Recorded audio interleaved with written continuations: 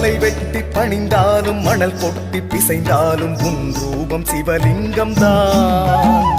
மலை வெட்டி பணிந்தாலும் மணல் கொட்டி பிசைந்தாலும் உன் ரூபம் சிவலிங்கம் தான். மனம் விட்டு உன் நாமம் மலர் கொட்டி உன் பாதம் பணிந்திட்டேன் பரமேஸ்வரா நீலகண்டேஸ்வரா எங்கள் சர்வேஸ்வரா.